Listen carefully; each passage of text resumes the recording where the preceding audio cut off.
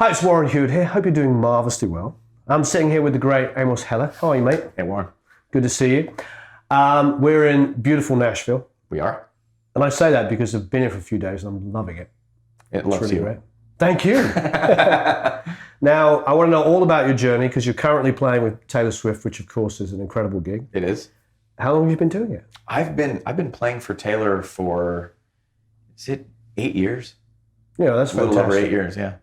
I've said this a lot, and now you're completely proving it. I feel like the girl artists I work with have a lot of loyalty.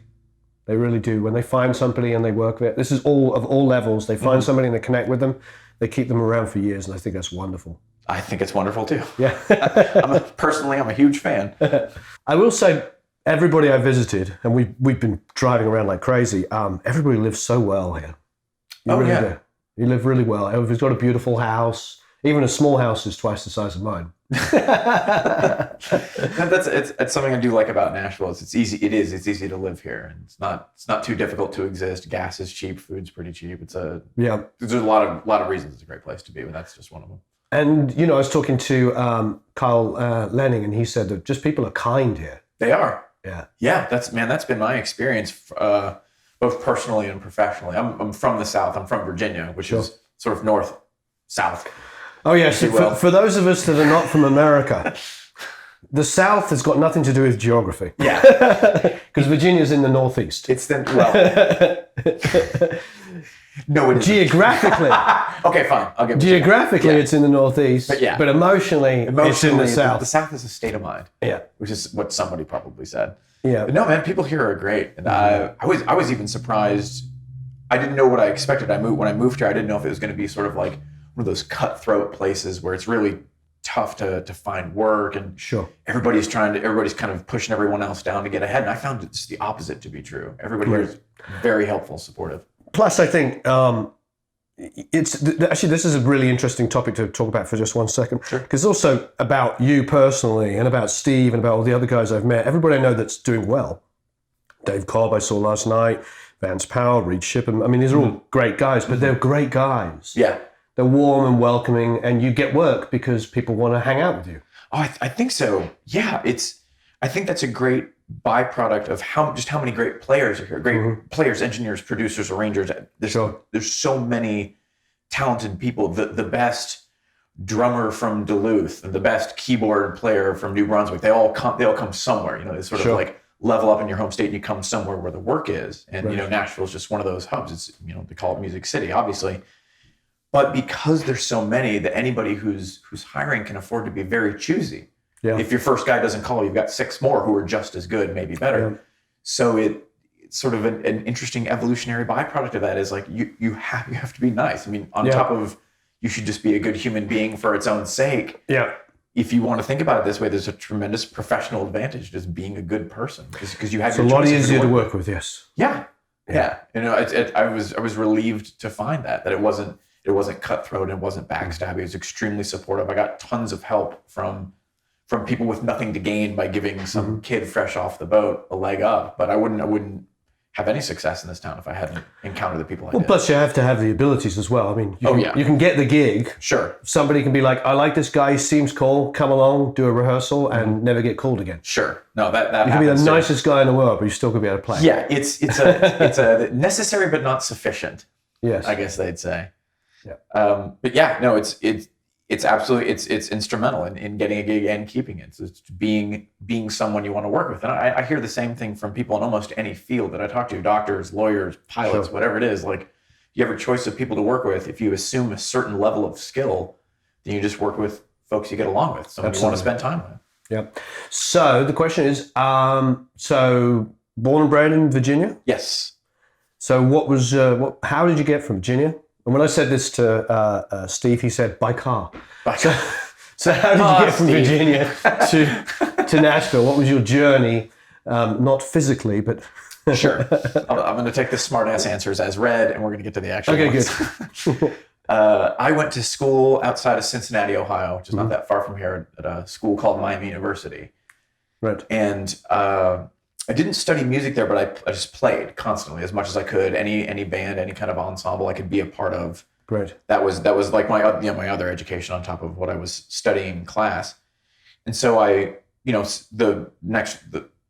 Cincinnati was only a 45-minute drive away. So after graduation, I moved there to kind of do the same thing, sort of put the shingle out and see who I could work with. And there are some tremendously great musicians in Cincinnati, just not a lot of work, sure. at a sustainable professional level. There's a couple people who own studios, maybe a couple people who all they do is gig, but everybody else is working in a coffee shop or right. some day job to supplement. There just isn't the amount of professional work. Absolutely.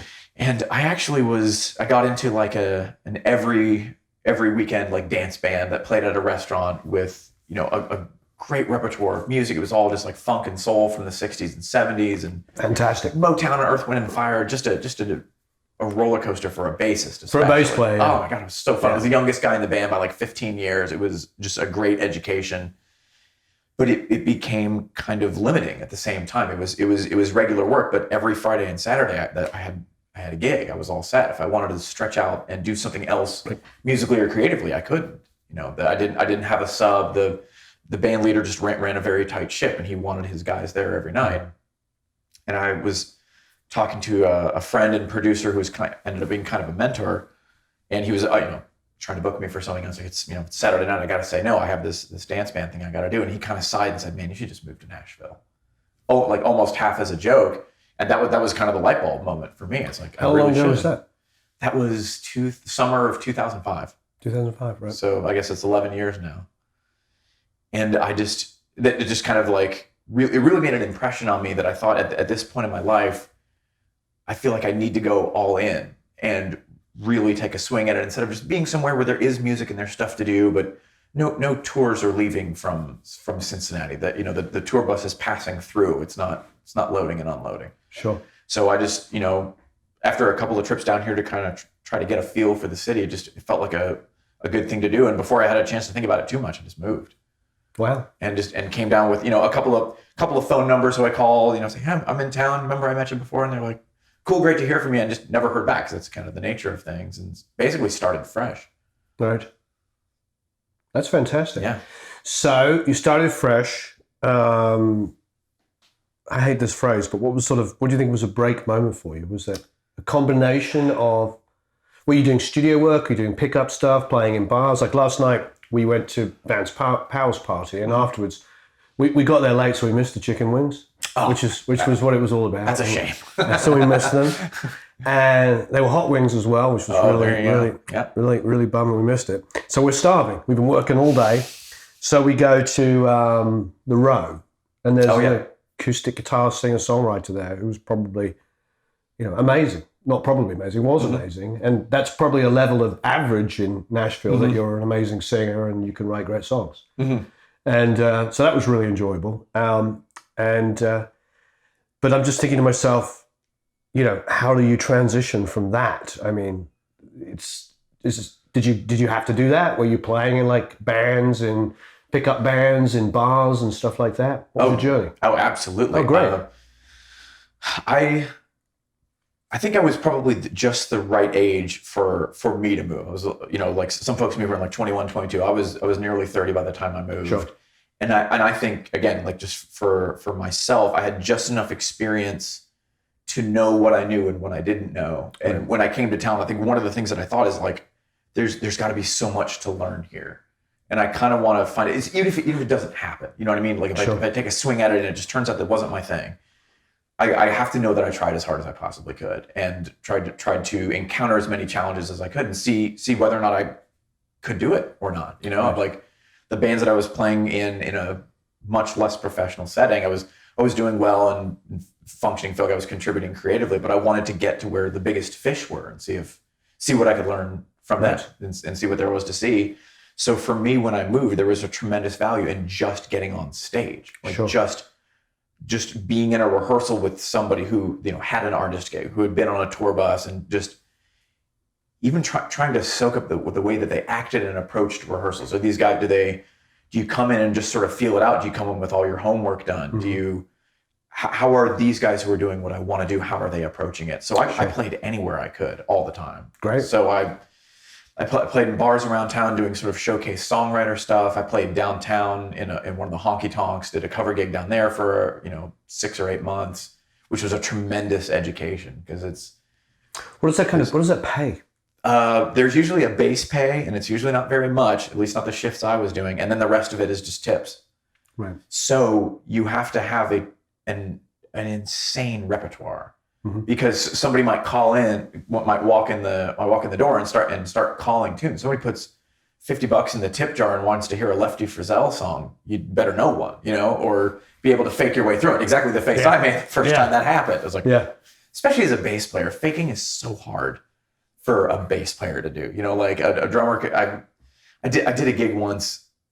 There was a point where I felt like I was pretty comfortable downtown. I was getting through a shift without having to look at my chart book. Somebody would call something like I know it, or I know the artist well enough to be able to fake the style.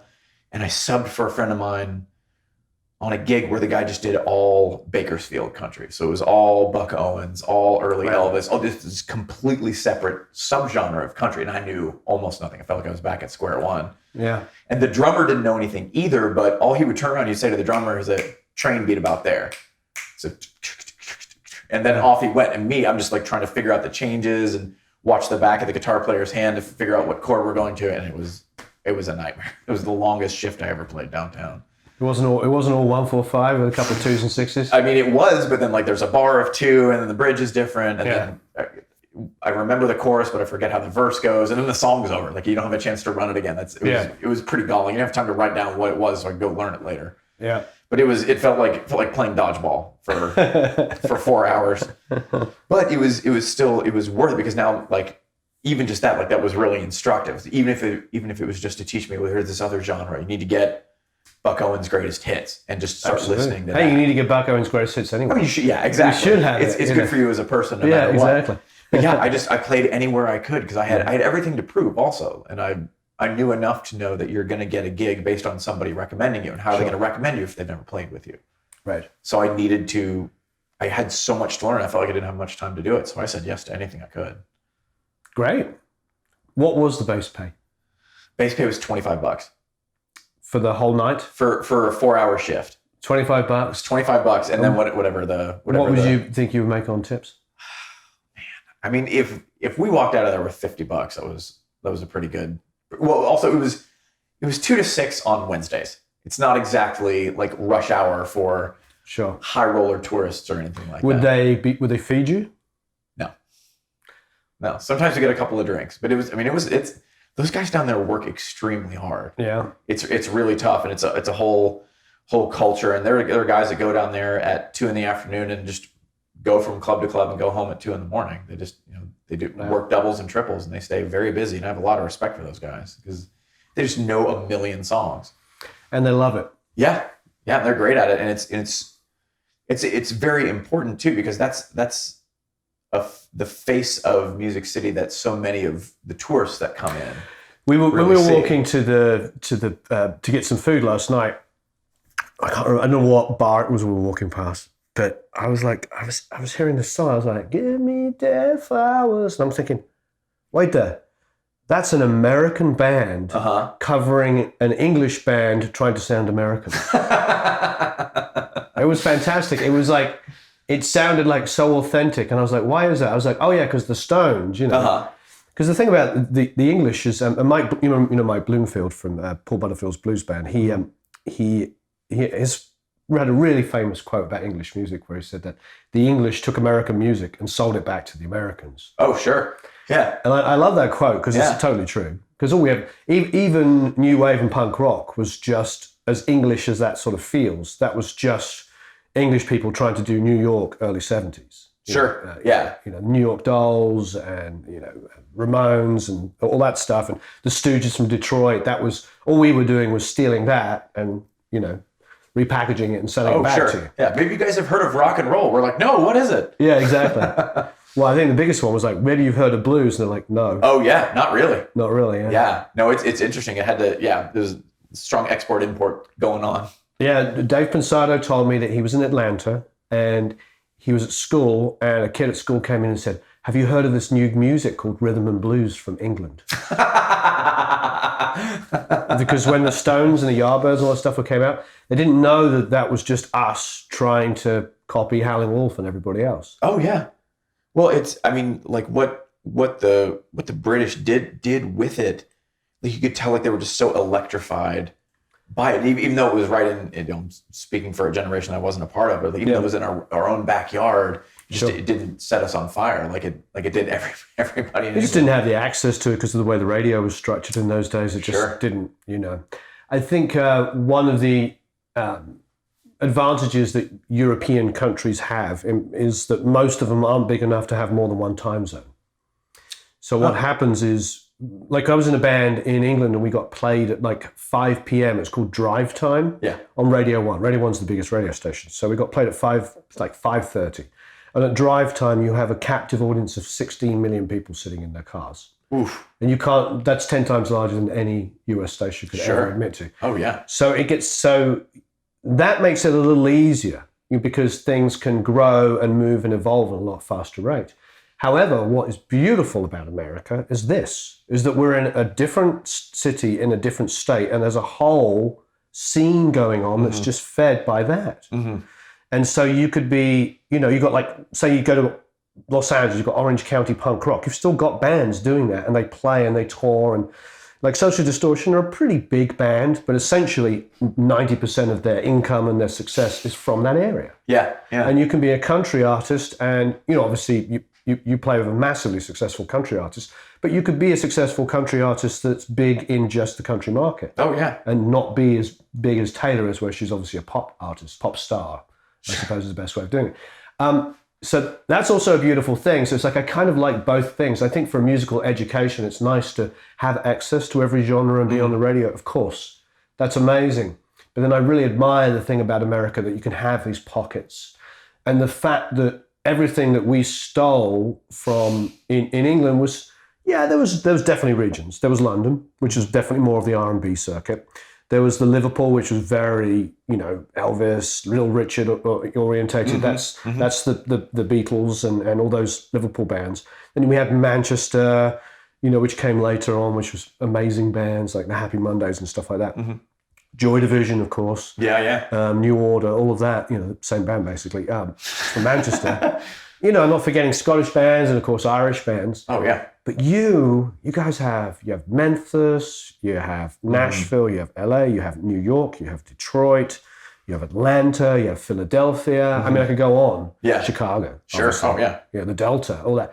I mean, that's the great thing about such a huge country, and then it's so regional, and that you can have these scenes. Oh yeah, absolutely. It is because we're a fairly large, unwieldy country as it goes, and diverse, which I think it's one of the things that I love about it, obviously.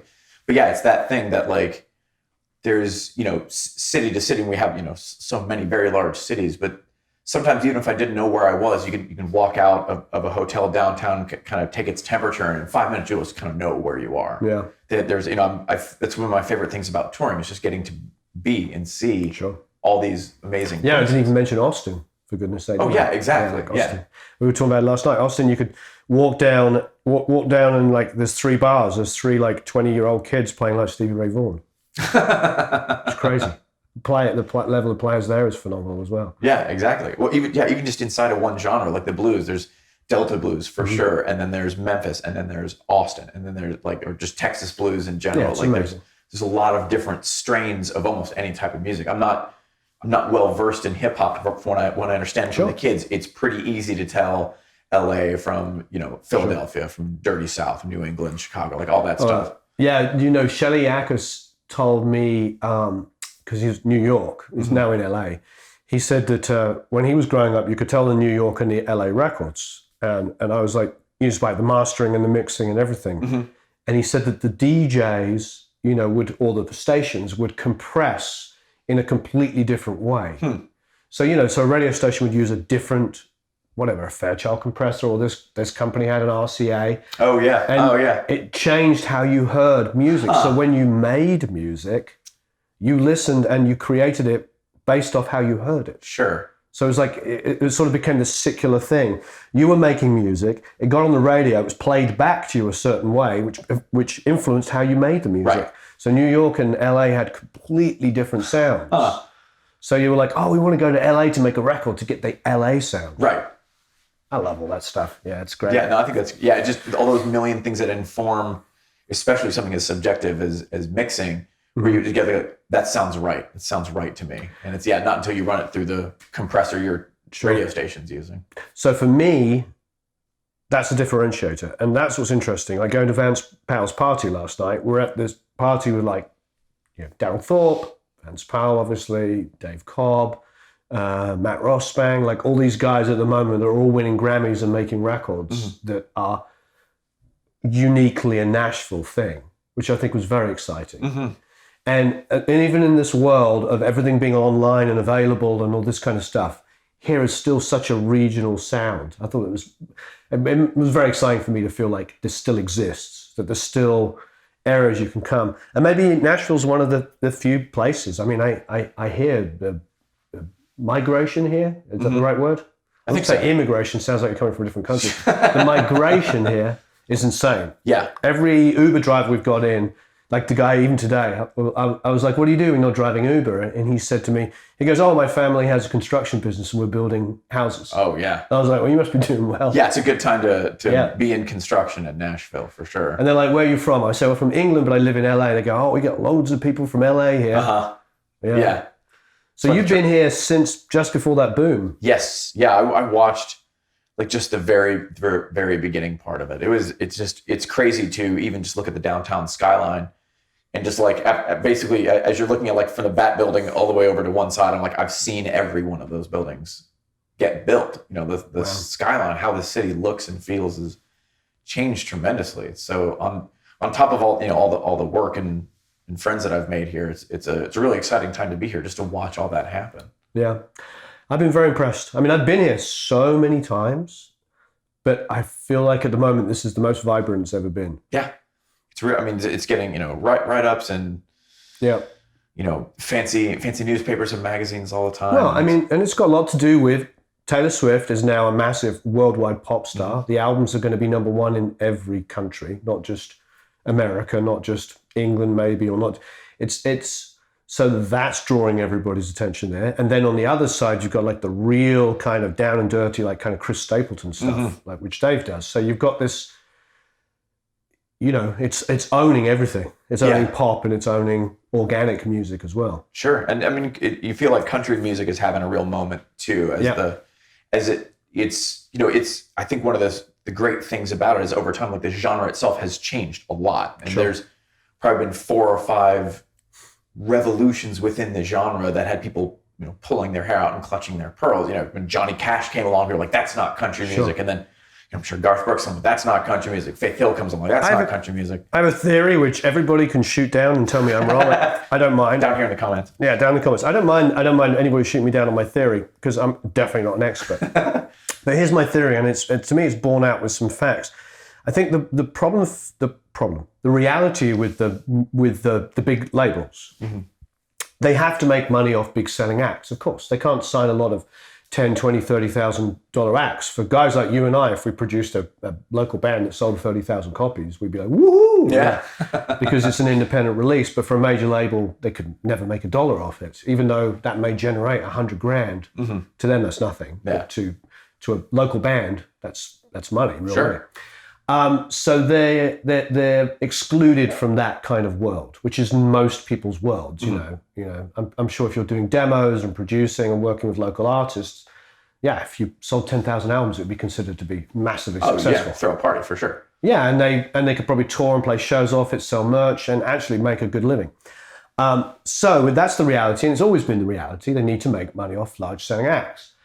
So when you look at, let's go back to, say, the early 90s, when Nirvana came out and all of the Seattle bands, incredible bands, Soundgarden, amazing.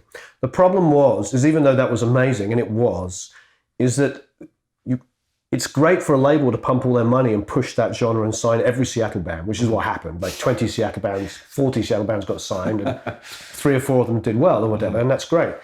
But the audience doesn't go away. So when you look at a band like Dave Matthews in like 92, was just exploded seemingly out of nowhere. Well, Dave Matthews, Dave Matthews had players, had real musicians, violins, like real guys that could play. The same kind of thing that was going on in the 80s. So what you've got is you've got an audience. They don't just suddenly, like a light switch, go, I no longer like real music. I am now into a different genre. That's not, I didn't mean to say grunge is not real music. I'm just saying, they may have enjoyed the live experience of watching real players. So they now had a voice, and there's Dave Matthews. So at the same time as Nirvana, Dave Matthews was successful. And that was a completely independent thing that he almost didn't sign because he was selling, I heard he sold like 100,000 records independently. Oh, yeah. It's insane amounts of money. And he's an incredible songwriter and funny actor as well. You've seen him, his acting, it's hilarious. Yeah, he's actually not bad. But anyway, so my point is like I think that was the first time I feel like I could see it. Now I think what's happening is labels have to do EDM pop. Great. They do EDM because that's what's huge. It's pop with EDM elements, and it's successful, and it does really, really well. And it's good for them, but there's still people like you and I, and probably everybody that's watching this, that might like EDM and pop and stuff like that, but you also want to hear a guy play an instrument. Oh, yeah. Yeah. And it doesn't just disappear. It doesn't just because labels shift their focus onto something else that sells a few million copies. Sure. That still exists. And I think I'm really, really enjoying that. I'm really enjoying that there's pockets of stuff that's expanding, like crazy. And Nashville has been very eye-opening to me because I've been here on and off, I don't know, 10 or 12 times. And I've worked here a couple of times. I've been in Blackbird, I've done Fray here. I've done tons of stuff here, but this seems like it's the most exciting time I've ever been here. It is, man. I tell you, I was pretty shocked when I moved here. Maybe this is a bit to what you're talking about. So, when I moved here, it was like, all right, Nashville's country music. Let's learn how to play country music. I didn't grow up listening to it. I've got everything to learn, even on how to play a two-feel properly, which is harder than you think. But when I got here, there was an amazing indie rock scene that was exploding. Like, it would be like, sure, like I knew lots of guys who were players, and their touring country music is, pretty steady most of the time. It doesn't ebb and flow. People are more or less aware of it, but I feel like it holds pretty steady. But the clubs around here, that you actually go to a bar and watch a band, it's probably like an indie rock band. And they were great, like some really elevated songwriting, some really cool production. Yeah, like you're talking little indies, self-produced, obviously sell a couple of thousand copies here or there. Nobody necessarily like took off and broke nationally, but that was just as clear as that. Like this, of course, country's going on here, and that's a main staple for the industry in this town. But there's all this other stuff. If you just poke around a little bit, you can absolutely find it. Sure, EDM's having like this big moment. You switch on top 40 radio, that's what you're going to hear. Yeah. But you don't have to go looking very far to find tons of other really interesting stuff going on. And I have no issue with EDM. I mean, I to be honest, what's really hilarious is in the late 80s when I first started doing music, I DJ'd and I did program music, sequenced, I did all kinds of crazy stuff. What did your hair look like? Back in those days, it was spiky blonde. Okay, good. That's about what you want. Spiky blonde. DJ. Perfect. Yeah, that was the 90s, spiky blonde. So was mine. And so I actually, I love the Orb.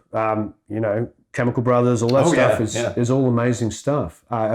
It's incredible music. And when Portishead came out in like 93, I mean, that was amazing. That blend. It still sounds like the future. It does. Yeah. And Tricky's first album is amazing. Any Massive Attack is, all my hairs are standing there. Any Massive Attack is just still incredible, especially when Elizabeth Fraser's singing, Teardrop. And so that stuff still sounds timeless and incredible because it blends organic elements with program stuff, with samples, with everything. And that to me is still like thinking outside the box. And that will always be a bar. If I think of Massive Attack, I just, it's hard to know how to beat that. That's the bar I'd like to stay at anyway. But, so I do love all those genres. I just think that it's a great time to do music because labels have to focus on what keeps their huge buildings and massive payroll going. And there's nothing wrong with that. If I'm Ford Motor Company, I'm not going to be making, $100 bicycles. Yeah, exactly. There's lots of ways to get from A to B. There's loads of forms of transportation. I don't have to own them all.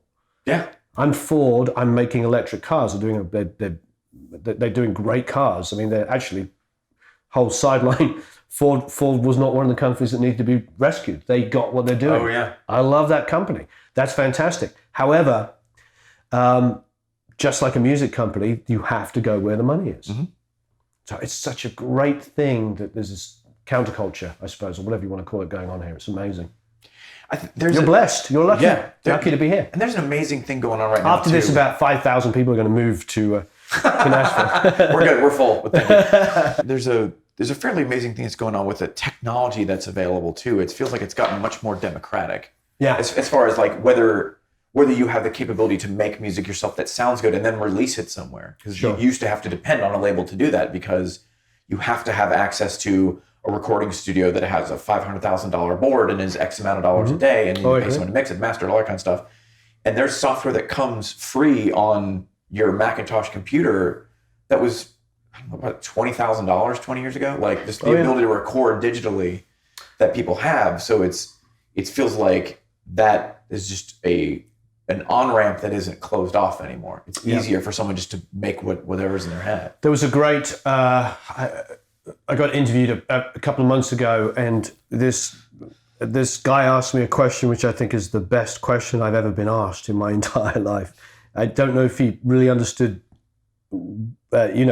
how wonderful the question was, but he said to me exactly what you just said in a question form. He said, what does it feel like now that when you open up your DAW, you have $500,000 worth of equipment? That was really powerful, because I was just, what studio we were at the other day, I can't remember.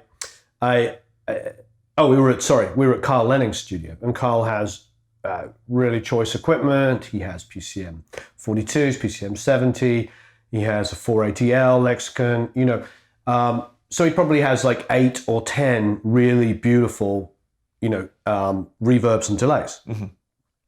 And I said to him, I was like, wow, you have more than most major studios I've ever been to. Because when we go to mix something, at a big studio, they may have 2, 3, 4 reverbs, 2, 3, 4 delays. So he has as many as anybody. Mm-hmm. And we used to sort of be, we need another delay. And then they would go and, pull one out of a different room. But then the problem was there wasn't enough auxiliary sends on the console. Right. There may have been 4, 6, possibly 8 maximum on the console. I mean, on my SSL, there's only 4.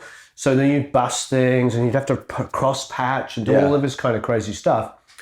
And now I open up my DAW, no matter what it is, Logic, Studio One, Pro Tools, whatever it is, mm-hmm. and I can, even on the normal average computer, you can probably get like 40 reverbs open. Sure. Yeah, before it starts to smoke.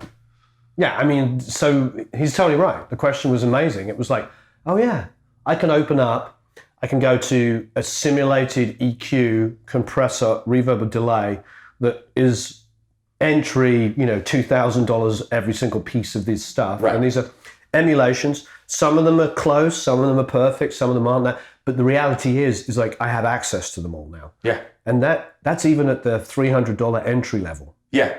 Yeah. No, it's not prohibitive at all, and I feel like it lets you access that most important part of learning, especially something as complicated as recording is, because there's a million things to learn and be excellent at. Even if you just wanted to arrange, if you just want to engineer, sure. If you just want to mix, you spend your whole lifetime easily learning how these things work together. But that most important part of any learning process is just having your hands on something, just twiddling. Just messing around. What is this? I don't know. Let's try putting this on the kick drum. My God, that sounds terrible. Get rid of it. What's it? Hey, I like what that does. I like what happens when I drive this compressor too hard and put a tiny bit of delay. You wouldn't know that otherwise. And who's going to spend $10,000 to have stuff that you might not even like? Yeah. Or know how to use. That's why my studio setup is as simple as it is. I only want to have gear that I know my way around, and I sort of when I do remote sessions for people, I just trust that somebody else knows what they're doing. I'm not a mix engineer. I could become one with singular focus. But what you are with your setup, what you are is every person now. This is and the fact that that's why it's great to talk to you and have you show what you do, because it opens the floodgates. Because I think that I don't think that I know there's too much dogma out there. It's getting knocked down daily. The walls are coming down. And the dogma is there to sort of, I think it's self-serving for a lot of people. But it is dogma because Neil Avron and Andrew Sheps both told me that they don't sum and they mix in the box. There you go. I've been hearing from 2 or 3 people over the show that Andrew's now mixing on headphones. Oh, wow. So here we have like two of the most successful mixers in the world. I mean, Neil in particular at the moment did the 21 Pilots record, which is the #1 single. Oh, nice. And #1 album, all mixed in the box. Did Sarah Bareilles' album. Yeah. Mixed in the box. And that's Sarah Bareilles, is a great, and that's the musical theatre one. So that's super organic. You know, so, because it used to be, and I used to believe this, I think we all did, that, yeah, you know, you can mix in a box, but that's sort of reserved for the loud, slamming, dance, pop tracks. Right. That was always the mentality. And there's probably a piece of me that's still holding on to that illusion. But when Neil Avron tells you that he does a Sarah Bareilles music, you know, that play she did, that's musical theatre, so it's all organic. And when he tells you that he recorded it and then mixed it in a box, you're like, all bets are off. Yeah. There's not much more of a strong endorsement you could have. Yeah, and Shep's mixing Adele tracks in the box. Yeah. So what's my excuse? Yeah, exactly. And I love that. And now, obviously, they have a lot of acquired knowledge. They've been doing it a long time. They bring this kind of stuff. But that's the reason why we do this. And we try to break down the walls and let people know that, you know, I believe in the 10,000 hours, but there's also, I've done the 10,000, the 20,000, the 30,000 hours. But a lot of that time, it's because you're working in isolation. But the wonderful world of the internet, the interwebs, is the fact that, you know, we can get from A to B so much faster, you know. Yeah, I mean, there's another thing going along with the technology is like when I hit a roadblock in doing anything with recording, which is often, it's a YouTube away most of the time. Yeah. It's like the solution is out there. You know, somebody who just, that's all they do is they sit and make videos all day about how to do this, how to mix a kick drum, how to, you know, here's a problem a lot of people have when they load this particular software. Here's how to get around it. Like, right. I agree. It's just so accessible. Yeah. I think that's great. And it's particularly like, for me being just old enough to have been with a band in college, we like, you know, scraped money together from shows and borrowed from relatives. Like, okay, we can go in the studio now. And what a kind of a sacred place that is. The gear is here and you need the gear to do all this. Totally. And, you know, with here's the ADAT machine with that great big controller to run it. And it's like you had to go there, and it was difficult. There was a real hurdle to getting in. It was just expensive. You know, the studio has to make money, engineer has to make money. Of course they do. Right. And this is sound like such a curmudgeon. I do hope that people appreciate what is available. When GarageBand just comes on your computer, and man, you can get an awful lot done with that. Especially if you want to get an idea down, something to play for your friends or for yourself. Yeah, no, I think it's fantastic. It's a great leveler. It's the best. I always say that about driving in LA. Is that's the great leveler, because you can be like the billionaire in your Bentley, and you can be like going to, you know, your menial job or whatever it is in your little Honda. It's a great level. That's stuck in the same traffic. Yeah, stuck in the same traffic. And I think that's what's happening now. I think we're in this situation where everybody has access to all the tools. And even when I go to major studios now, where I used to see racks of 1176s and racks of 165s, they have like 2 to 3. You know, and there's a combination of people that aren't compressing and committing as much to tape, but there's also the fact that they're like, this is like 50 grand's worth of equipment that's being ignored. Let's just sell it and put the money in the bank. Yeah, exactly. And so it's a great leveler. There's you know you can make a record with a nice mic, one mic pre and a compressor. Yeah. And you can probably do it without the compressor, just do it internally. And if you're going to mix it well, you might be able to get away with less. It's amazing what you can do these days. All right, well, let's check out these beautiful basses. The first thing I saw when I walked in was this Orlando. This guy, yeah. What is it? It's an Orlando. Is that it? Do you need anything else? What is an Orlando?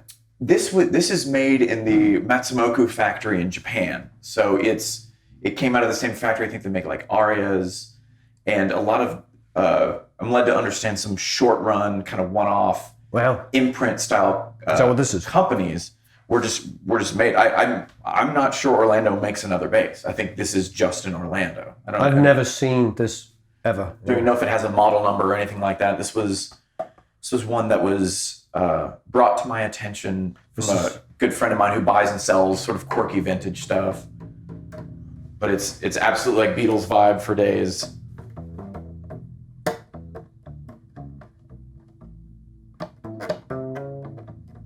Oh, it's gorgeous. Love it. Yeah, thanks, man. I love it too. It's surprisingly loud. Has a actually fairly hot output. How do they make it? Because it's it's in two pieces, is it? No, I am not totally sure. I don't know how they make that. Because it's totally hollow, but I don't see a join. Yeah, I don't know. Maybe it's hidden around the side somewhere. Yeah, I suppose it's probably just joined really, really well. Like I could be using my imagination. I feel like I can see just the. That's what I thought for a second, but then yeah, it's right there along the side, like top and bottom. It's beautiful. But yeah, it's kind of I feel like in any bassist's arsenal, you want some sort of quirky, short scale hollow body with flats on it. I've seen a lot more flats out here. Yeah, is a lot of people asking for or wanting that sound? I kind of fell in love with it actually because I used to like when I came up, a lot of the music that I was playing had bass that was very defined. I'm a big fan of Flea from the Chili Peppers, Billy Gould from Faith No More. Yeah. Even Rex Brown from Pantera, just like definition and cut and bite, and that was Korn. Yeah. Oh yeah. I'm yes, exactly. The spoon in a blender style with the horns on the bass cabs and stuff. Yeah. But that was always something that really spoke to me. But as I got older and branched out a little bit and started listening more to Motown and Duck Dillon and guys with like a round, fat tone, I've been pretty surprised how many situations something with flat wounds is useful. And so I've got quite a few basses that have them on it, and it's just different. It even feels different under the fingers. And I'm a fan of anything if it's an effect, a bass, a string that sort of pops you out of what you're used to. Even if it's just song, but makes you think about something and play it a little bit differently. When I was a kid, I went to the Blues Brothers band shows. Oh yeah. And I would wait. We would all wait backstage for the band to come out and go to the bus. So we'd sort of stand there, and out came Steve Cropper and Duck Dunn and everything. And I got Duck Dunn's autograph. And awesome. I think I was barely playing music, but I wanted to ask a question. So I was like, what strings do you use? Yeah. You know what he said? He goes, I don't know. I only change them when I break them. Yeah, there you go. So he's probably got he probably had strings on that bass from the 60s. If he didn't break it, he didn't change it. Sure. Yeah. These are still the strings that came on. This bass is from like 1970 or 71. They've probably been changed since then, but yeah, I've got some basses that I like to be nice and snappy and bright, but other ones, anything with flats on it, I don't change. Don't change it. So next up, what's this Dimension bass? So, this is a newer model that Fender started making, even though it doesn't look much like one from the neck down. Very interesting. So how new? Sort of. I got that about 2 years ago. And it was new? Yeah. Then? Yeah. Also make it in Corona? Mm-hmm. It's an Dimension. It's an American. It's an active bass with humbucking pickups. It's pretty unusual. And then kind of, I think sort of like Les Paul style coil taps. Instead of blending front and back, it just activates different coils in the pickups. It's gorgeous. Yeah, thank you. I don't know how to use the fifth string. Oh yeah, sparingly. I should probably let you go. Now we were joking about this. Yes. Because when we first came in, now what is this? It's a Roscoe Century Plus 5-string. And firstly, do you get to use 5-string much? I do actually. It just, for me, it's anything from being able to have that low fundamental, especially if you're covering something in the song that was recorded that way, right. Which is, obviously you want to be able to reproduce what they're doing. It's nice to be able to cover, key changes without having to switch basses, especially if you're on a small stage and you don't want to have 3 different basses in different tunings. I like it. Again, I like a lot of the stuff that I listen to tends to favor. And for some reason, I feel like female artists in particular. I don't know if it's that, but I feel like the more songs that I play on that are in weird keys are for female country artists. You'll play something in C sharp and you do want a nice low fundamental without tuning your low string down to where it's flapping in the breeze. So I play 5-string a fair amount. Yeah, and probably if you're playing with a lot of keyboard stuff, it's the only way you're going to match it. Yeah, exactly. They're getting a lot lower in the E. So these are both the Roscoes? These are both Roscoe with the Century body style. So wait. This particular one was I had custom made. I've just kind of. Oh, you had them made? I had this one made specifically. I kind of just always wanted one with this. It's because the top is called Buckeye Burl, and it's just very. It's almost like a marble. Showcasey. Yeah, it's just there's a lot of texture to it that I love. This has a Aguilar. These both have Aguilar preamps, and these are Nordstrand big split pickups. Beautiful. That I really like. This one is very much like solo playing anything jazz fusion. You want a lot of definition. You want to be able. That's your Stanley Clark bass. Yes. Yeah. Exactly. Exactly. Yeah. You want to be able to. You do actually want to run up to the 24th fret. It's like you got to have one to do all your Victor Wooten stuff on. So this is sort of a sort of a stunt bass and just a beautiful showpiece that I love. I love this. This is beautiful. I'm a big fan of Yamaha basses just because of my Peter Hook, Joy Division, New Order kind of upbringing. This is gorgeous. Yeah, I like those basses. They're a gorgeous neck. They're super comfortable. There's a lot of articulation and definition on tap. You notice like it doesn't have much in the way of a control scheme. It's volume, tone, and a three-way switch. Yeah, because the 1200S, which I used to have, had a lot more controls. Sure. Yeah. Next up, what do we got down here? Start back here. This is another kind of newer oddball Fender called a Cabronita. Is this your punk rock bass? Cabronita. This is the punk rock bass, absolutely. And it's got like a Gretsch looking pickup. Yeah, it's called a Filtertron. Oh, and a Filtertron. It does a P bass with a bit of a twist kind of thing. It's a little has a is really. Is this your pick bass? You playing with a pick? This is a great one for picking. There's a really interesting, kind of like the BBs, is a very interesting mid profile. That's something if you wanted to cut through without necessarily being louder or brighter. It just has a lot of definition. It's just kind of an oddball that I love. Red Devils. Yep. Yeah. Do you know those guys? Yeah, that's amazing. This was a bass I opened. The tour before the one we just got off of, I opened with this one. It was actually why it has glow in the dark. Is that what this is? Fret markers. I mean, it was my tech just went through with a hole punch. And, it's not like a custom thing or anything. Right. But it was a song that we started like sort of in the dark as the curtain was coming up, and I'm playing a part, I'm playing high tenths. Yeah. Doing eighth notes, on the 12th fret, and I was in there in the dark. I was like, just 1, 2, 3, 4, trying to count up. So I needed to be able to see. So my tech came up with this solution. But yeah, this one ended up. This is the sticker bass from. I like this nice hardcore looking bridge there. It looks like a Badass. Yeah. Good for them. If you notice, the Dimension has that as well. Yeah, it does look like a Badass bridge. Oh, I think Badasses are hard to get. I think Leo Kwan goes fishing for months at a time or something like that. I've heard some folks in the industry say that they just don't know where to get a hold of him. And really? I'm glad I got one on my bass. Yeah, I got lucky. They're hard to get. Yeah. They're getting hard to get. So if you've got one, hold on to it. Oh, certainly. Yeah, I like this guy. Yeah, just kind of, I wouldn't say a beater, but it's actually fairly nice. And yeah, it does something that nothing else does. Beautiful.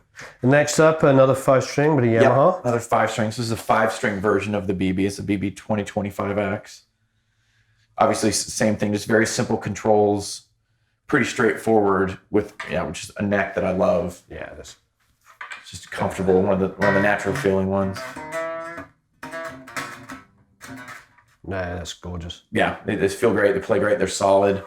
We travel a lot and we go to a lot of different elevations, climates. Different continents sometimes between weeks. So you want something that you don't have to beat to death to stay how you want. And we have a matched pair of Jack Casaday's. I was about to say it's a Casaday, yeah. Epiphone, yeah. That's so is this true? In LA, there's this perception that this is the Nashville trendy bass to have. I have 2 of them, so I might not be the guy to disabuse you of that notion. I love these especially for how much they cost. They sound so good, and this is. I guess I'd have to say, this is kind of a Nashville trendy bass. I know a lot of guys that have these. They look amazing. They're solid. They look great. They sound great. It's again kind of like got flats on it. Got flats. Yep. Another one responds really well to a bunch of different types of playing. Right. It does kind of a P bass with a twist, not unlike the Cabronita. It's not quite a P bass. Sure. It's not quite like a Gibson EB or anything like that. Just sort of. How much do they go for? These I can't. You'll have to check my math. I think they street for like 6 or 7. Oh wow! So it's not much. Yeah, that's especially for something that's super useful as a live and studio bass. They don't feed back. You can switch the impedance, which I don't do, but you can. if you feel so led, if you've been dying for a bass to do impedance switching on the fly, this is the one for you. I'm in the middle of a song. I need to change my impedance. Yeah, exactly. I'm sure as a producer, you're constantly like, what impedance are you using? Yes, exactly. So this is the white version of this guy. Beautiful. This is another main bass that I use on tour quite a bit. Fender Deluxe Jazz-V that I have upgraded with Seymour Duncan quarter pound single coils. That's what I have in my Jazz quarter pounds. That's yeah. great. Oh, they're fantastic. You'll see I have a bunch of basses with quarter. That was the first pickup swap I ever tried. Yeah. It was a good choice. Yeah. I was like, well, just reading the literature on the website, these seem like they'd be good. And I was like, well, yeah, we're done. Yeah. Looking for pickups. Yeah.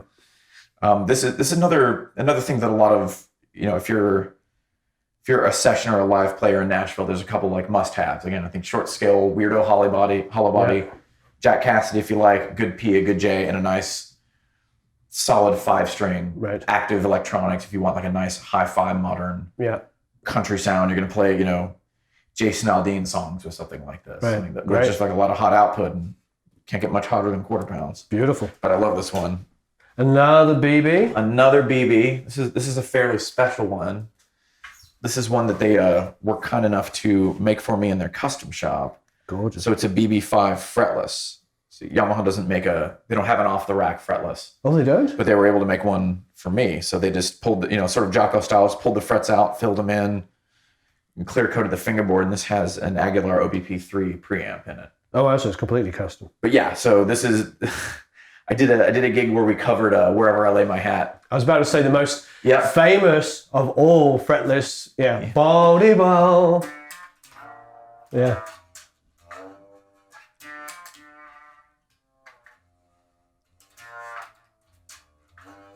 Yeah, all that business. Pino Palladino.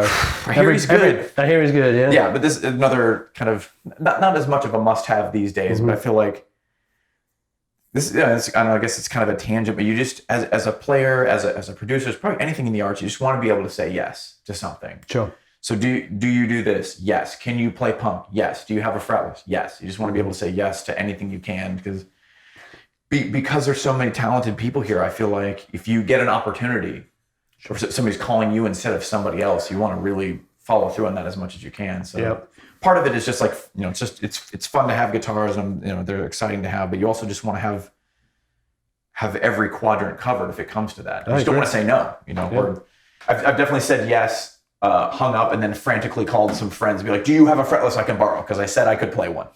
This is a Fender Precision. This is a 1957 reissue, fairly recent one. Another set of Seymour Duncan quarter pounds in it. Great. Babbage full contact bridge that I love. This was another bass that I used on tour a lot. As you can tell, it has plenty of dings. Plenty of dings. Are you playing with a pick on it? Yes. Yeah, did a lot of pick playing on the road this year. Great. Which is not something I came up doing. I was a fingerstyle. I was a Cliff Burton guy all the way. Like I wanted to play thrash metal with my fingers, and was quite strident about that for a while until somebody who was paying me money said, "You need to play with a pick," and I said, "Okay." Right. But it's a great thing to have facility at, and this all the textures and attacks and vibes you can get from having some facility with a pick is right. It's been great to, for lack of a better word, kind of be forced to do it. Sure. Because now it's something I can say yes to. Can you play with a pick? Yes, I can. Yeah, repertoire. Yep. Next up, something very similar. Oh, yes. Very similar to the last one. This is sort of the Mexican version of that one. This is just a 50s, I think they call it classic vibe. A lot of people ask me if it's road worn because it has all these dings in it, but I smashed it on stage a few years ago, and a very good friend glued it back together, and it might play better now than it did before. So, but you smashed it in a moment of smashed it in a moment of metal glory. I was with a very good band doing a show called Metal at the Mercy. So we're playing like Megadeth and Slayer and Metallica, and we closed the show with Master of Puppets, and I was exhausted and covered in sweat, and it was just a moment of glory. And I was like, well, it's time for you to die with your boots on. Smashed it on stage. It's on YouTube actually somewhere. It's on YouTube? It's on YouTube. We can find it. We can find it. But it got glued back together and took the neck off, and my friend Devin just set it all up, and it plays great. And it was my main bass on the next. I can't believe how thick the paint is. Oh yeah. It's insane. Yeah, it's on there. That's like That's a good like 3 or 4 mil there. It must contribute at least a pound to the weight. It's probably it holding the whole thing together. It could be like a chipboard that was never glued together. It wouldn't matter. It's like sealed. Yeah, take the paint off, it all just sort of crumbles out. Yeah, it crumbles into pieces. Yeah, but yeah, I love this one. And then next up, I'll pass it to you as a 5 Jazz. This is another Jazz-V. This is the newest one. This is actually a custom shop master built Dennis. I hope I'm going to say his name wrong. Dennis Galuska, I think is his name. I'm not sure. He's a Fender master builder. This is one they did to my specifications that I'm crazy about. So it's got a Sadowski preamp, hip shot bridge, and Nordstrand pickups.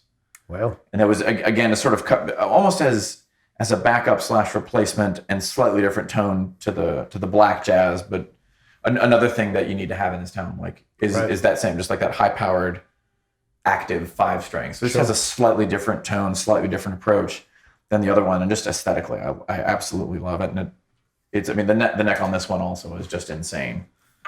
Oh, it's just so much lighter than I anticipate. Yeah, it's not bad.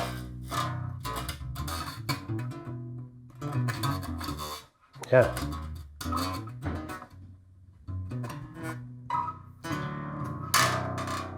Oh. Yeah.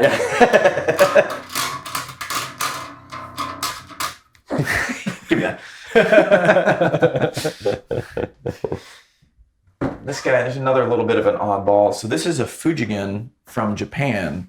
This is a prototype. So I don't know if this even ended up being something that they ended up making. It's a Fujigen neoclassic with 2 reversed P pickups, active and passive electronics. This is when we went to Japan. Somebody from Fujigen contacted me. They said they have some new things they'd like me to check out. They brought me this and one other bass, and I love it. You can tell, it's a little bit rough. Looks like the pickguard was done with a penknife, and there's some extra routing around the pickups, but it's got a really unique tone. I don't have another bass that is like this with 2 P pickups. These are Seymour Duncan quarter pounds and then Antiquities.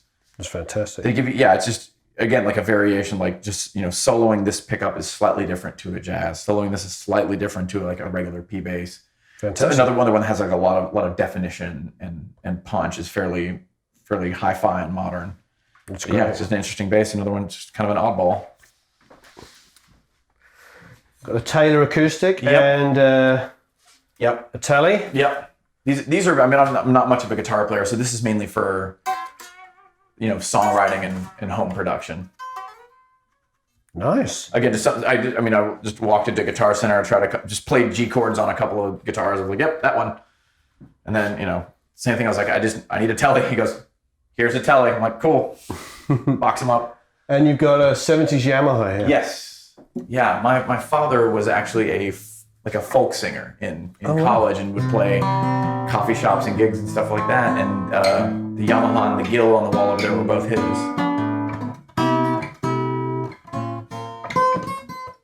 Yes.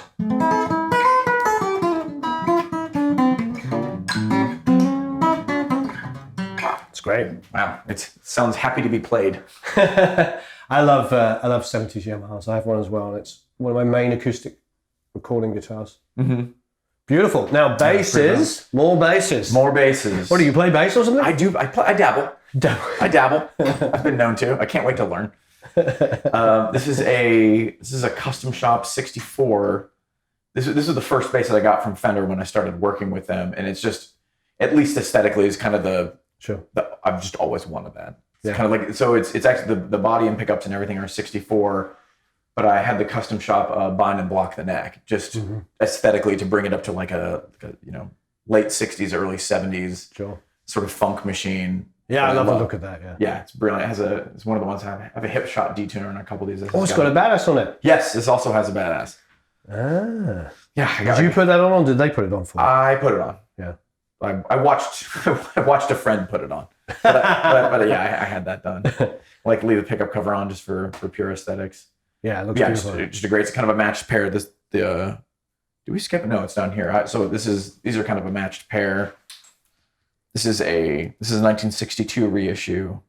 It's gorgeous. That I just put like the modern bridge on it. Just has a little bit. But I'm a big believer in this moment, like where the strings couple to the body, gives you great Yeah, I think the sustain. weight. Yeah, exactly. So a lot of these have upgraded or kind of heavy duty bridges, but this I didn't want to go too crazy. And this one was starting to get difficult to find badass bridges. There we go. So this is just like the modern. And this looks like is this like kind of your main everything bass? This one covers an awful lot of ground. It's another one that has flats on it. And I learned, I guess, kind of a trick from a buddy. So this one's tuned down the whole step. Oh, this is beautiful. Oh, this is in D, yeah. Yeah.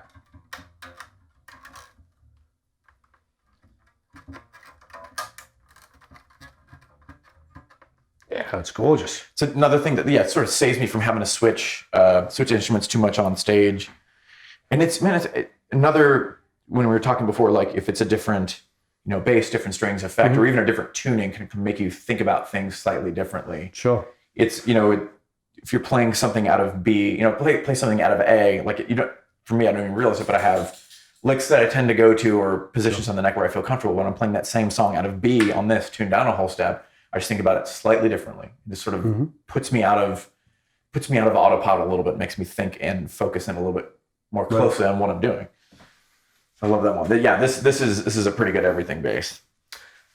Another jazz. This is something that Fender is offering for a while called the American Design Experience, where you can go online and sort of put it together. I've seen that, yeah. Yeah, bit by bit yourself. Yeah. They have something like that now called, I think I started calling it the Mod Shop. It's the same idea, but this is one that I made kind of soup to nuts myself. Lake Placid Blue has a tortoiseshell pickguard that's not on it right now. I upgraded the bridge to a Babbage. Seymour Duncan hot stacks.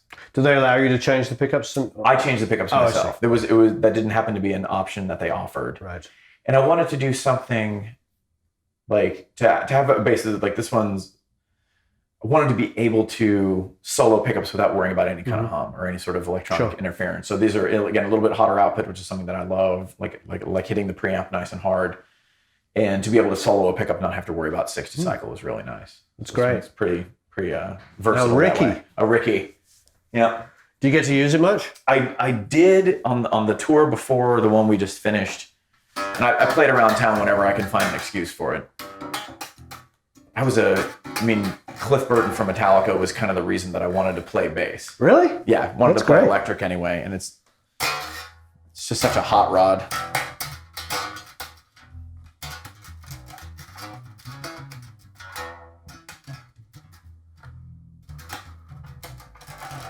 Yeah, it's great. They got that clatter, don't they? That clank. Exactly. Yeah, clank. When you need definition and cut. And I just love the way they look like a muscle car to me. They do. Don Smith said to me, who unfortunately died, but he said to me that Rickenbackers look great in videos. Yeah, no, they do. Yeah, I think that was kind of his sort of put down on them as sonically. Oh, I see. He was like, they look great in videos. Oh, I see. Yeah, which is true though. They do. It's they do. Yeah. I think regardless of whether you use the P bass or not, if you're doing the video, look at that. You pick this How up. beautiful. I mean, this is beautiful. It's like candy apple red. With, exactly. It looks like a 50s hot rod. Yeah. It's beautiful. Yeah. And this actually acoustically sounds great. Are these the stock Rickenbacker pickups? Yeah, I left everything in its stock. And that's also, this was interesting to kind of get my hands around, it comes with a cover over this pickup, so I had that removed. And then my guitar technician actually went in here and filed a couple things. I would actually walk off stage with cuts on my thumb. Oh. Well, it's a challenge in a really good way. So if you don't want to play up here, where do you go? Kind of where because I play with my fingers with my thumb anchored. So just putting it down here in the hole to find an anchor, and the attack angle on the strings was different. But again, it's something that I kind of is this new? About it. It's newish, yeah. I got this maybe 3 or 4 years ago. But yeah, it's not vintage or anything. I mean, it's a beautiful looking instrument. Yeah, thank you. Yeah, I like this. Yeah, it's got so much just attitude and presence. They're beautiful guitars. It's a brilliant bass. Yeah. All right. And then the Nash. Yeah, which is great. Yeah, a Nash PJ. Tim Pierce has Nash Strats, and they are unbelievable. Yeah, this I mean this one came to me just feeling like an old pair of jeans already. Yeah, I love the matte neck.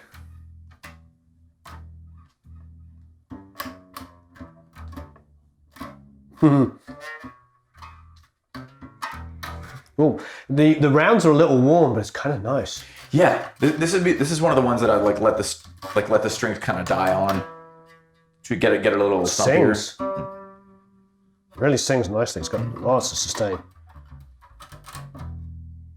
Yeah, you're right. It does. It feels like an old P bass. Yeah, it just feels instantly comfortable. And I think he makes amazing stuff. he does. Yeah, it's a very well crafted bass.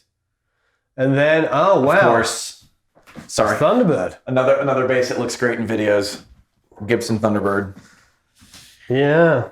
Do you use it on recordings ever? I don't usually record with this one. I'm ordering some replacement pickups from Seymour Duncan for it. It's good. Yeah. It's a lot of fun to play and throw around. It's very dark.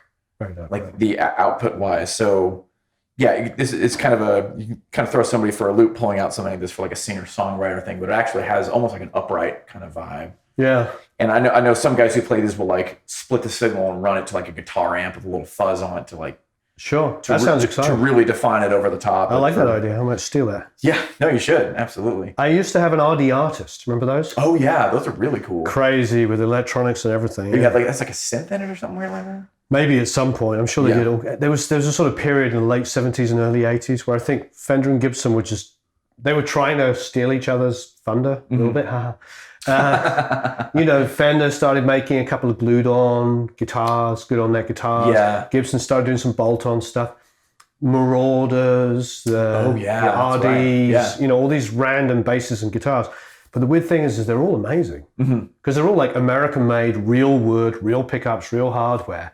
It's like, but they go for like $700 or $800 online. Oh yeah, yeah. It's like one of those, like it's like a PVT-40, like.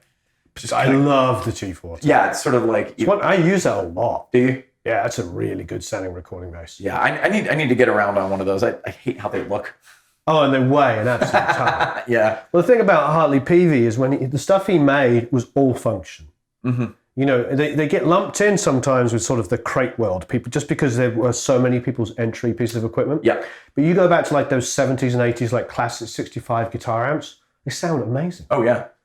And they're built like brick, outhouses. You know what I mean? You can drop them from like 50 feet. It's interesting. Joe Barisi, the engineer, loves PV amps for guitars. Oh yeah. And so we went to his studio and he has like freaking racks of different PV amps that he uses for great heavy rock guitar sounds. Mm-hmm. And he's made some of the best rock records. He's done Queens of the Stone Age records.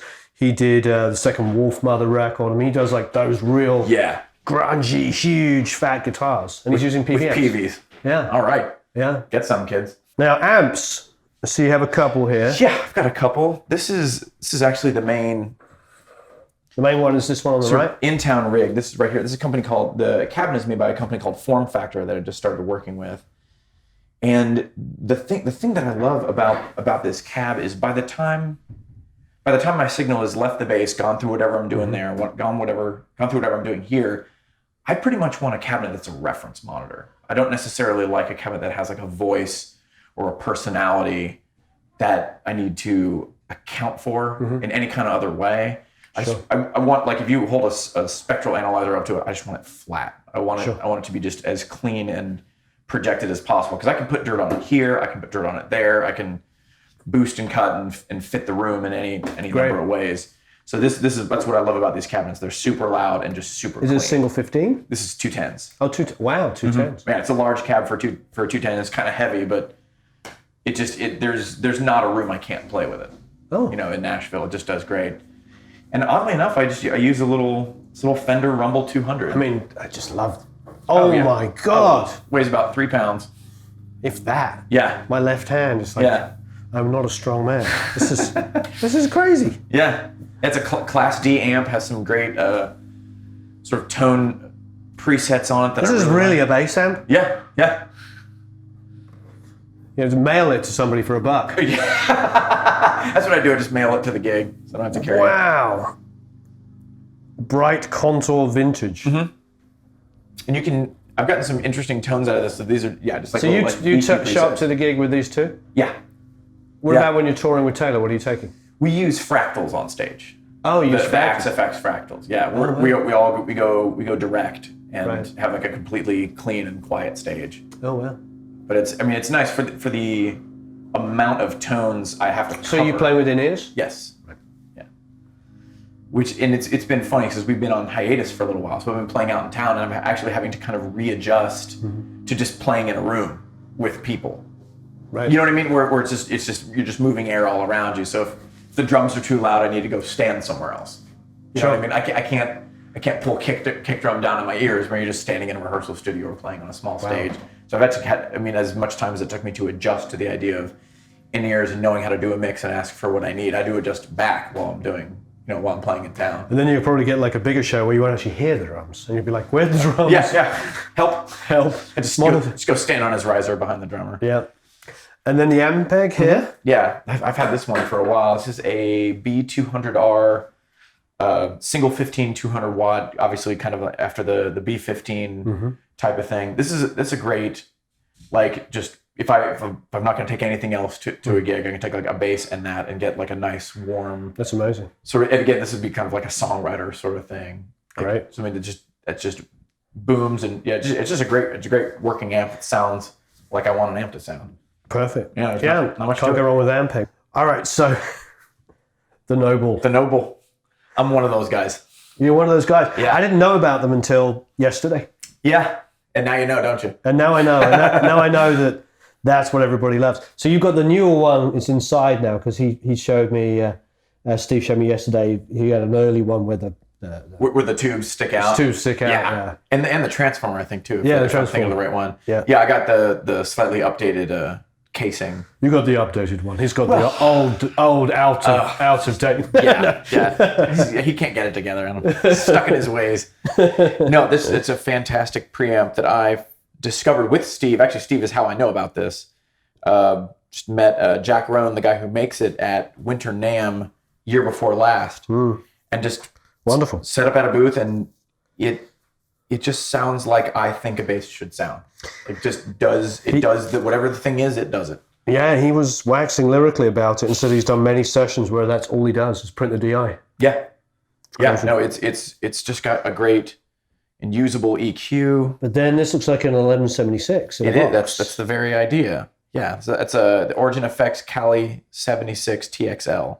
It's really cool. I love it. It's these two pieces together. I couldn't be much happier with, because again, I'm not much of an engineer. Like someone like yourself who knows how to get into the nuts and bolts and certain frequencies and overtones and harmonics and to make something do the thing you want it to do is awesome. But for a guy like me, I kind of need a couple of knobs and a clearly printed instruction manual to get close. I think we all do. I think those of us that pretend. I'm in this world of like there are no experts, because the only people that I consider would be experts would be the guys that actually know how to take this apart and fix it. Yeah. You know what I mean? Those guys that literally know the electronics. Like a guy we both know, Michael Sturker, is an IU professor, and he can teach how to use it, and he can engineer, but he can also build it from scratch and repair it. Oh, and yeah. That's the closest thing to an expert to me. Sure. Yeah. Yeah, but I think for the rest of us, I think that's part of the joy of making music is just go, wow, what does that do? Sure. Because if you already know what it does, there's no fun. There's no excitement. There's no experimentation. Obviously, acquired knowledge is a wonderful thing, but that's what you base. It's like a stepping stones. You might start from here as opposed to here in your knowledge. But once you stop learning, that's when some of our favorite artists start sounding really boring. Oh yeah. There's so many people that they're obvious to anybody. guys and girls that have got 30 or 40 year careers, and you hear a new album, you're like, really? Yeah. That's just so boring. Why can't you stretch your wings? Try something new. Yeah. Try something new. Challenge yourself. Yeah. So nice collection. So this is really exciting. I have not heard that yet, so I just took a picture of it, so don't forget. I'm going to check that company out. I'm a huge fan, and I've tried a couple of different compressors. There's bass players. That's a big thing for us. We're always talking about it. Do you use it live? What do you use in the studio? Sure. I did. If I had my druthers, of course, I'd just get like a real 1176 and learn how to set it. Right, but the 1176, just one thing I will say, 1176 components are inexpensive. You can build an 1176 clone, which is going to sound as close People are going to disagree with me. Close as near as darn it to the original. So this is probably even more souped up and, using great components really, It's got a Lundahl transformer in it as well, which there's yada yada. Sure. I just read the literature on the website. It's like, that seems exciting. I'll take one of those. Transformers and discrete, which means hand-wired electronics. There's something about it, and I'm not a gear snob at all, because if you tell me this little thing here is your whole bass sound and that's all you need and it costs $50, if that was what it was, then great. I'm not a gear snob. But I will say that I do like the way Transformers add some weight and stuff. Yeah, and it's like no matter what other compressor, because this is the breakdown for me is like this is the business board. Like when I that's what I take to a session, because that was my goal too. Is I'd love to be able to get a sound together that works live through an amp and that works in a session and make an engineer happy as well. Sure. So this whole idea is it's a tuner, and this is it's a JHS pedal called a Prestige. Oh, wow. And it's just a gain boost. So one of the ways I can use that is if I use this on a gig, if I'm switching back and forth between basses, one has quarter pounds, one has antiquities. I see. And this one of the things I love about the Cali 76 that I feel like should come standard on any compressor pedal is a gain reduction meter. You can actually see how much compression you're doing. So that allows me to kind of match outputs on bass. So the hotter bass, I'll turn the Prestige off. The choir, I think that obviously the more you do this, you hear things quicker. Compressors are a fun one for everybody because at first the subtleties in compressors is very hard for people to hear, especially attack and release. The subtleties in small movements, and it takes a long time to grasp that for anybody. I wouldn't believe any engineer that told me, "Oh yeah, I understood it great straight away." I've never met an engineer that said that. But so I do believe in having visual indications to help you, because that's going to make your learning process even quicker and easier. Sure. You're going to hear, because yes, it's with adjusting the attack, it's like how soon does the compression come in? Like, do you want that transient to come through? Right. So if you can hear and see the meter kind of doing this, it's going to speed up that process. Yeah, it was really... Especially live. Yeah. You might not even be hearing yourself that well. Yeah. There's one of the things that I learned using that. I was actually using this other one, this little MXR compressor. It's also fantastic. Love MXR stuff. Is I didn't really think about this, and I've never had as much of a visual representation of this before. So I get it set at home, like you're just bumping it a little bit. I don't want to smash it the entire time. I get to the gig, I'm playing, I look down, and it's just I'm playing so much harder. Yeah. So that was just even just that was instructive. It's like, oh, that's a good thing to know. Like, yeah. Then it's like, well, maybe I need to turn the amp up and play quieter, or just bend down and go, and just put the input down a little bit. I don't want to smash it quite as much as I have been. So I love radio as well. I have a lot of different DIs. I'm intrigued by that. No, we'll have to find out more. I have a Demeter. Those are great. I don't use it that much. My radial gets a lot of use. Mine's a stereo one, but it's basically exactly like yours, but just 2 in, 2 out. I also have a BAE one, a DMP, which is a mic pre and a DI built into one. Oh, nice. I should turn you on to one of those. Oh yeah, no, they make great stuff.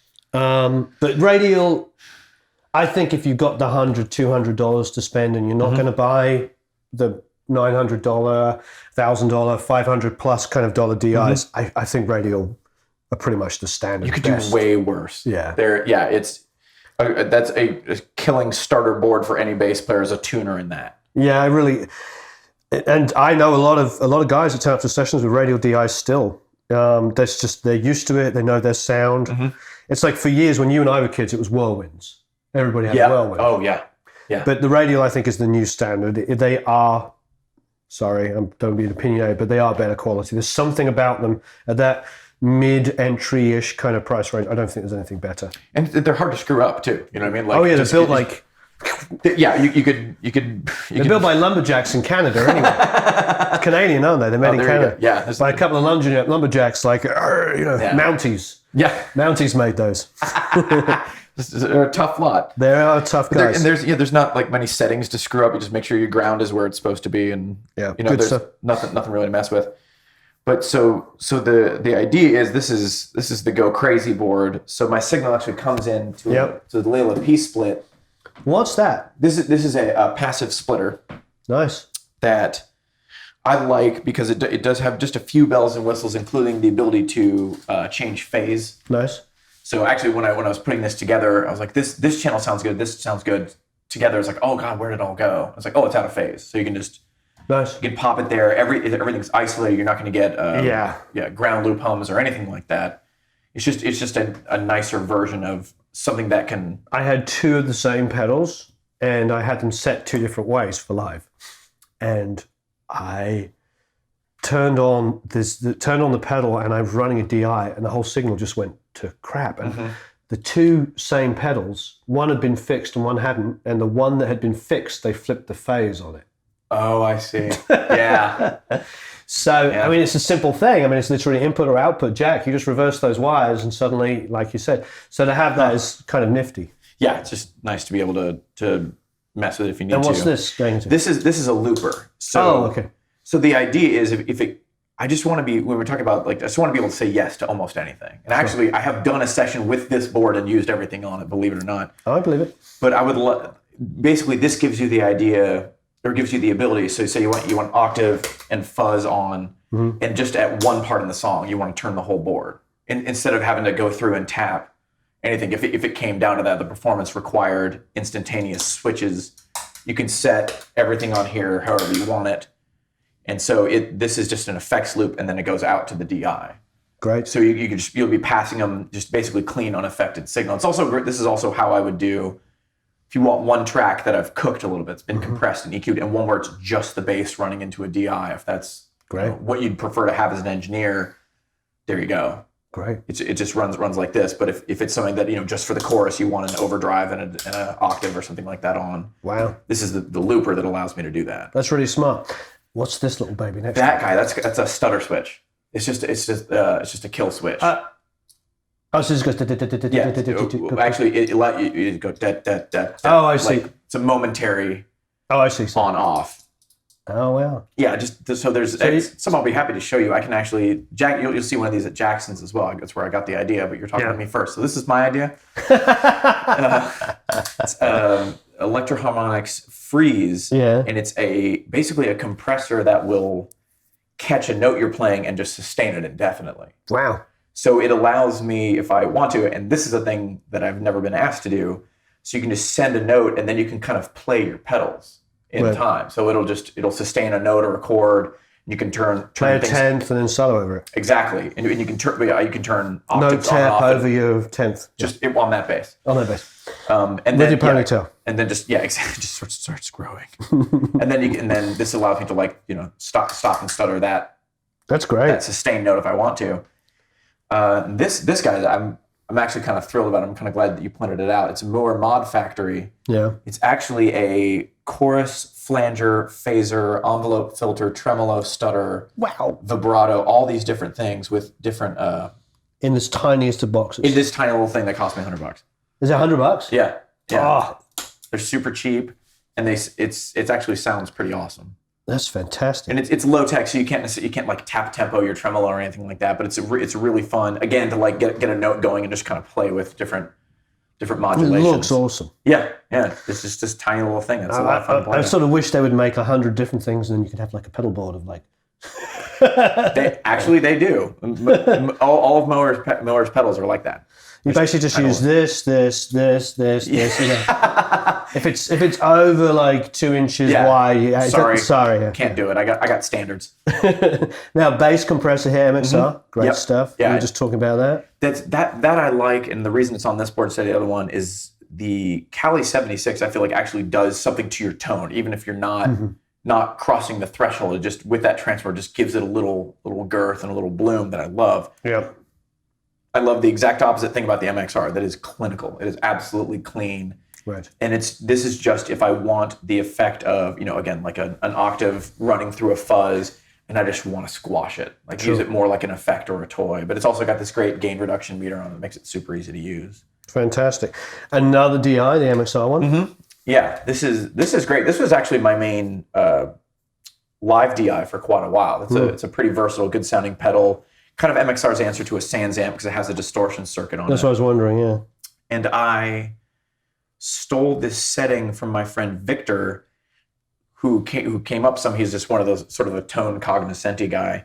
So you keep the distortion circuit on, but basically turned all the way down, and it gives you kind of an SVT. Sounds like an amp. Sounds much more. It's basically an amp simulator. Right. Great. But if you want to get the vibe of kind of like a mic'd 810 cabinet, it gives you kind of that same. That's great. Attack.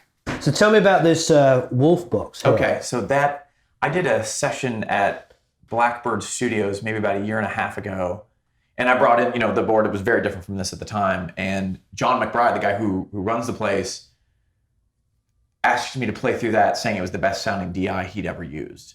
Wow. And when a guy with the collection of John McBride says something like that, he's got some gear. It's got some weight to it. Yeah. It's super heavy, and it's essentially it's just a transformer. There's almost nothing else. It's just transformer and an attenuator. There's almost nothing else going on. I did a sort of a DI shootout at my house with everything I had, and what I noticed about that is it doesn't really change your signal at all. It's not a magic box, but what I feel like it does do is it just passes everything all the way through. Like there's no roll off. There's, like I was talking about the cabinet, like there's no profile. It doesn't do anything to your sound, and just passes this completely uncolored signal that I love. That's crazy. Kind of pushed me to rebuild most of my signal chain, actually.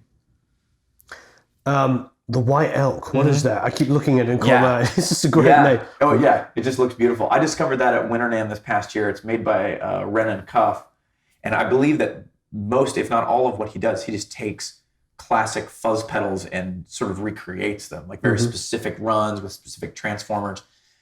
And I rolled up to his booth and I played through that fuzz pedal for such a long time that security finally had to ask me to leave. Like it was the end of the day was shutting down. Like the lights were coming up. I was still playing through. So I'm guessing you love that fuzz pedal. I do. It's just, again, it's like a fully saturated, very rude. Oh yeah, you got it. You got the sustain up almost maximum. Yeah.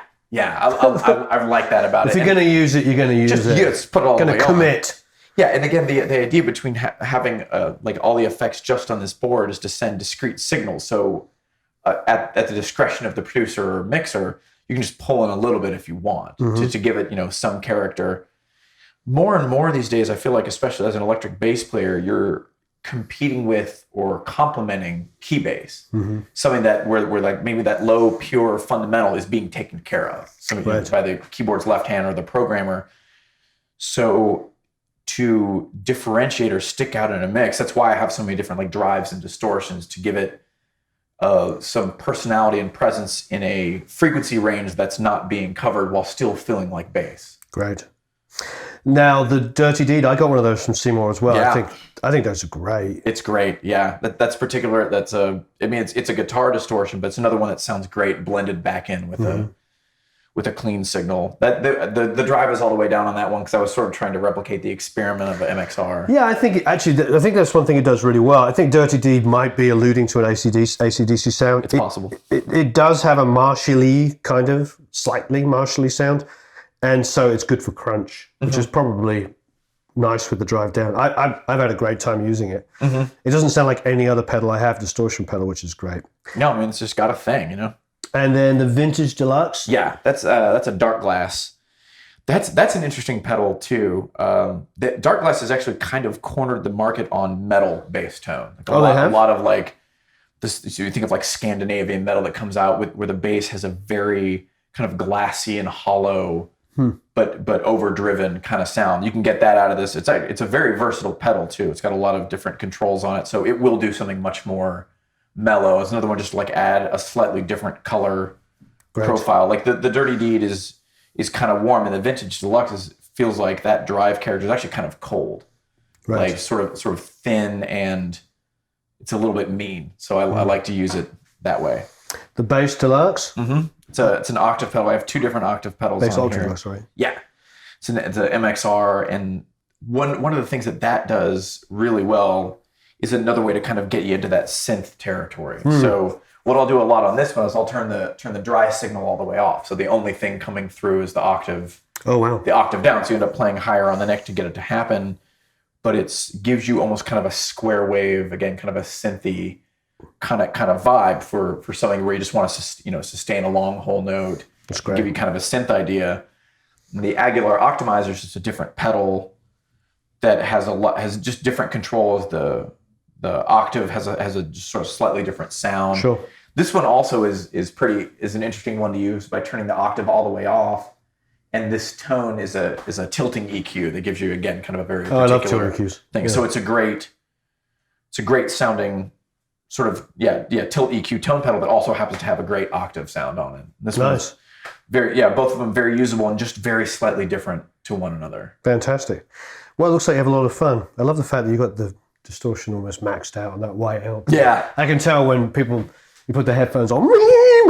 Oh yeah, yeah. I mean, you talk about something that forces you to like play a certain way and brings out like loves to be hit hard and and responds really well to it. It's just got tons of attitude. You seen the Jacko documentary? Yes, I have. It's about 3/4 of the way through. He's on stage, just like soloing like Hendrix on the bass. Remember that live part? Oh yeah, just nuts. Yeah, what a genius. Yeah, I remember him dying.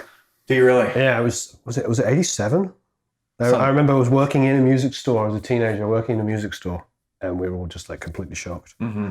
It's crazy. That's really tragic. I didn't know that he lived in a park for the last 2 years of his life. Yeah, I read his that biography. If you're the movie is absolutely fantastic. If you're interested in anything further, it's just called Jocko. It's the book and documentary might as well have been based on. But it's just how many people tried to help him, and what a difficult guy he was to deal with and to work with. But did you see the Peter Erskine thing at the end when interviewing him at the end of the movie, and Jocko just died, and a fan comes up to Peter Erskine and said, "How could you let this happen?" Mm. And even though there's nothing you can do with addiction and with mental illness and stuff like that, he said he that was just like, wow, just gutted him. Yeah, because like you don't. Yeah, you just think one day they'll get it and everything will be happy and they'll get well. Just decide to stop being an addict. Yeah, exactly. Well, I think for him it was mental illness. Wasn't it? Yeah, and I think so too. So sad. Well, thanks ever so much. Absolutely. I really appreciate it. Yeah. I particularly like having some fun talking about the pedals and stuff. Because I've got the guitar player brain, so I like pedals. Oh, sure, yeah. As well as basses. I have basses, but pedals. That's kind of fun. And I'm going to check out this German splitter box. Yeah. I think that might be kind of useful because my pedals are not properly organized. They're lying all over the floor. Yeah. It's like that will force me into an organizational mindset. I definitely put this together in a panic over the last week. I knew you were going to be coming. I wanted to have something tidy to show you, but this is not how they usually look. Well, what's interesting, just as a sideline quickly, with the limiter there, the Cali 76, you're now like the third or fourth person I've talked to that is even before an amp is using limiting and stuff. Mm-hmm. Taylor Locke is a producer and he's the guitar player of a band called Rooney. Mm-hmm. And I'm sure you remember Rooney. Mm-hmm. And he uses a DBX 160 and uses that before going into an amp. Mm-hmm. So he takes his like DI signal, compresses it, then puts it into an amp and then mics it. Interesting. Yeah, it's really shaping it. And then when he told me that, it didn't dawn on me. I woke up, it was like 2 days ago, I woke up and I suddenly thought, wait there, that's what Brian Karlstrom did on all of the Alice in Chains records. Oh, nice. They would compress the DI going in. I don't even know the band knew that. He was running it through, I think in those days, a Summit, a tube compressor, and then putting it into an amp. So Dave Jordan records, guys were doing that in the 80s and the early 90s. And I start thinking of those sounds about how controlled they are, like controlled chaos, like rah. Yeah. And I'm thinking, that's smart. So it's good to see you doing it as well. And now I'm going to start doing it. No, please do. I think part of the reason too, and I tried it the other way and I couldn't tell a huge difference. But the Noble, I like the EQ on the Noble. I like how it sounds. It's got to me, it's got a really usable throw. It's not like something you only want 10% of. I like to crank it up, and I like what it does to the mids. And I wanted to have the compressor first so that I wouldn't have to adjust it anytime I adjusted the EQs. Sure. Lows are more likely to, it's more just voltage coming. It's going to trigger the threshold faster. Yeah, exactly. I just thought I'd EQ a compressed signal rather than the other way around, and just feels like it works. Great. Well, fantastic. Yeah. Well, thanks for all the tips and tricks. Oh, yeah, absolutely. Thanks a lot. Yeah. Please, as ever, subscribe, go to Produce Like a Pro, sign up for the email list for a bunch of free stuff, and leaves loads of comments and questions below. And I might even hit Amos up and ask him some of them. Have a marvelous time playing bass, recording and mixing.